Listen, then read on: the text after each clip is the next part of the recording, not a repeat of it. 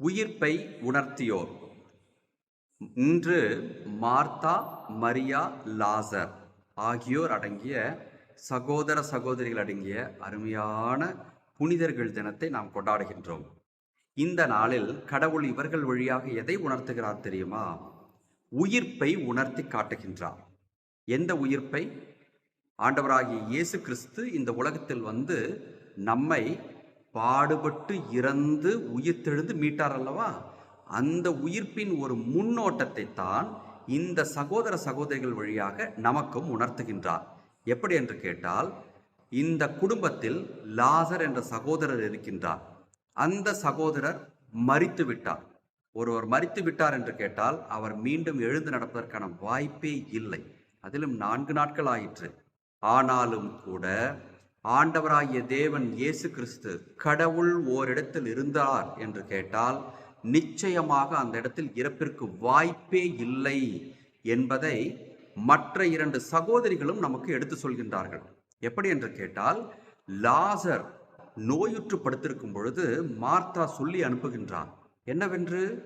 இங்கே வாரும், என் சகோதரன் நலமில்லாமல் இருக்கின்றான், அவரை வந்து குணப்படுத்தும், ஆகவே அவன் இறந்து போக மாட்டான் என்று இறப்பை தடுக்க பார்க்கின்றார் மார்த்தா.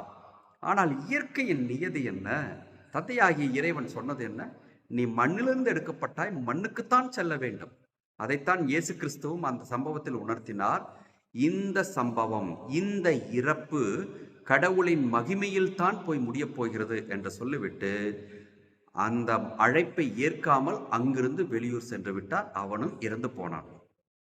அந்த இறப்பை கேள்விப்பட்டு மீண்டும் ஆண்டவர் இயேசு கிறிஸ்து வரும்பொழுது மார்த்தா என்ன சொல்லி எழுதார்? நீர் இங்கே இருந்திருந்தால் என் சகோதரன் இறந்திருக்க மாட்டான் என்று சொல்லி அழுகின்றார். அவர் இறப்பையே தடுக்க பார்த்தார். ஆனால் ஆண்டவர் இயேசு கிறிஸ்து சொன்ன பதில் என்ன? நீ நம்பினால் கடவுளின் மாட்சியை காணப்போகிறாய், உன் சகோதரன் உயிர்த்தெழுவான். அவன் இறந்தாலும் கூட உயிர் பெற்று எழுவான். உயிரோடு இருந்தவன் இறந்தான், ஆனால் இறந்தவன் உயிர் பெற்று எழுவான். எப்பொழுது?